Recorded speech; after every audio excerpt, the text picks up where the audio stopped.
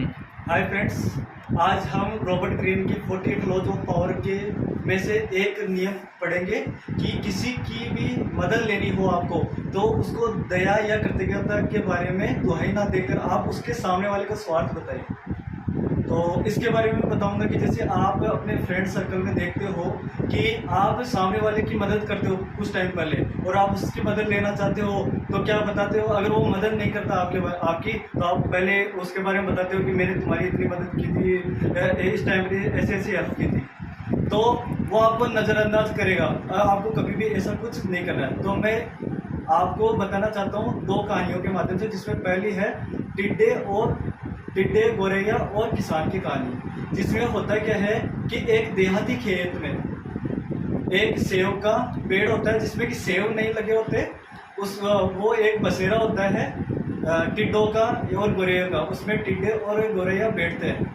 तो देहाती किसान को लगा कि ये पेड़ है, कुछ फल वगैरह तो दे नहीं रहा, तो इसको वो काटने ज़्यादा सही रहेगा, फायदेमंद रहेगा।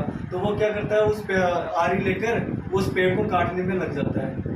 तो जैसे ही वो काटने में लगता है, टिड्डे और गोरैया कहते हैं कि आप रुको, हम आपकी कुछ मदद करेंगे और आपको मदद भी करेंगे, साथ में गीत गाकर भी सुनाएंगे जिससे कि आपकी थकान दूर हो सके। किसान देहाती था, उसको गीत सुनना बिल्कुल ही पसंद नहीं था, ना कोई और, क्योंकि उसमें उसका कोई स्वार्थ ही नहीं था।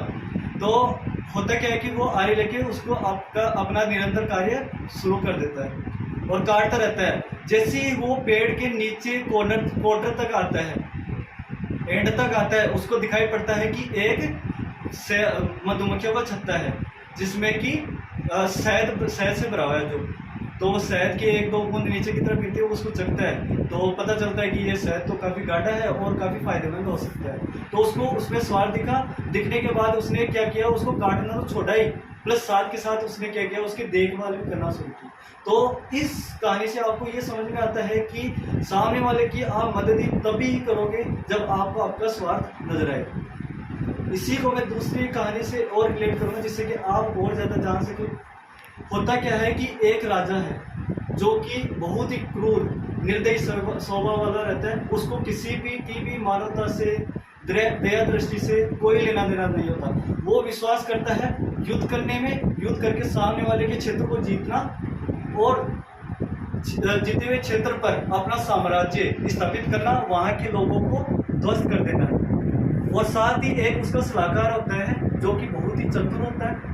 उसको पता होता है कि अपने स्वार्थ को सिद्ध कराना है अपन को, तो सामने वाले को स्वार्थ को आपको देखना पड़ेगा। और उसे ये भी पता है कि वो एक मानवता में विश्वास करता है, वो लोगों पर दया दिखाने में ज़्यादा विश्वास करता है, पूजा पाठ में विश्वास करता है।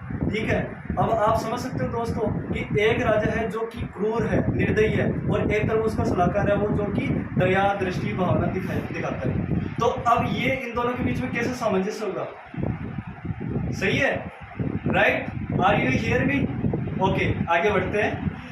होता क्या है कि एक दिन की बात है, राजा किसी क्षेत्र को जीतता है जहाँ की जनसंख्या बहुत ही ज़्यादा होती है। वहाँ पर रहने वाले लोगों के एक निश्चित संस्कृति से जुड़े हुए हैं जो कि उस राजा की संस्कृति से बिल्कुल ही उल्टा है। राजा उनकी संस्कृति को समझता नहीं है। अपने पहले ही डिस्कस किया था कि जो राजा है वो उसको युद्ध और परिणाम से मतलब है, उसका पर्सनल क्या फायदा होता है उससे लेना देना है। तो होता क्या है कि वो आदेश निकालता है उस क्षेत्र के लोगों को मारने के लिए, उस एरिया के लोगों को समाप्त करने के लिए, और वो सोचता है कि यहाँ पर मैं घास उगाऊंगा मेरे घोड़ों को चराने के लिए।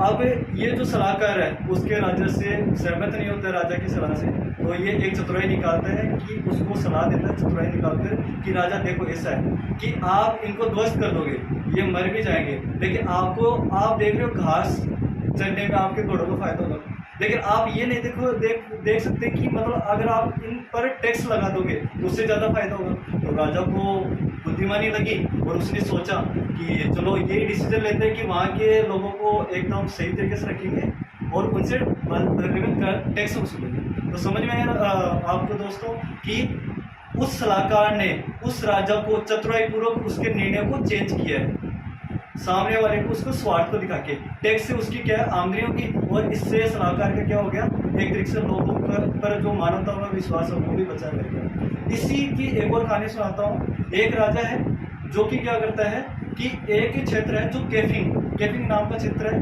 वहाँ के लोगों को भी नष्ट करने का बारे में आदेश देता है, अपने कब्जे में करता है और वहाँ के लोगों को नष्ट करने का बारे में आदेश दे देता है। अब यही सलाहकार है जो दोबारा अपनी चतुराई लगा के देखता है कि और चतुराई लगाता है और बोलता है उसको राजा को, देखो ऐसा है, आप केपी के लोगों को मरवा दोगे, लेकिन सुनने में यह है कि वहाँ के कारीगर और इंजीनियर बहुत ही निपुण है, अगर आप उनको किसी कारीगरी में बिल्डिंग बनवाने में अगर किसी अन्य साम्राज्य में लगा दोगे तो आप उनसे ज़्यादा पैसा वसूल सकते हैं। तो समझ में आया दोस्तों, आपको ये इस 3 कहानियों से ये समझ में आना चाहिए कि कोई भी व्यक्ति से जो आपसे शक्तिशाली है वो तभी ही मदद करेगा जब उसका कुछ निश्चित स्वार्थ छुपा होगा।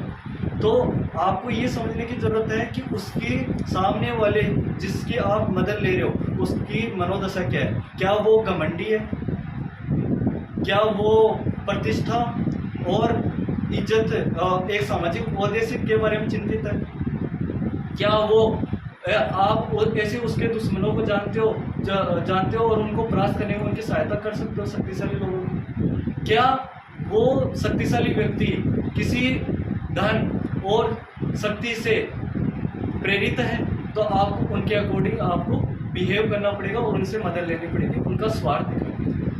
थैंक्स, एंड इस वीडियो के बाद में आपसे दोबारा मुलाकात होगी। लाइक करें, शेयर करें, सब्सक्राइब करें।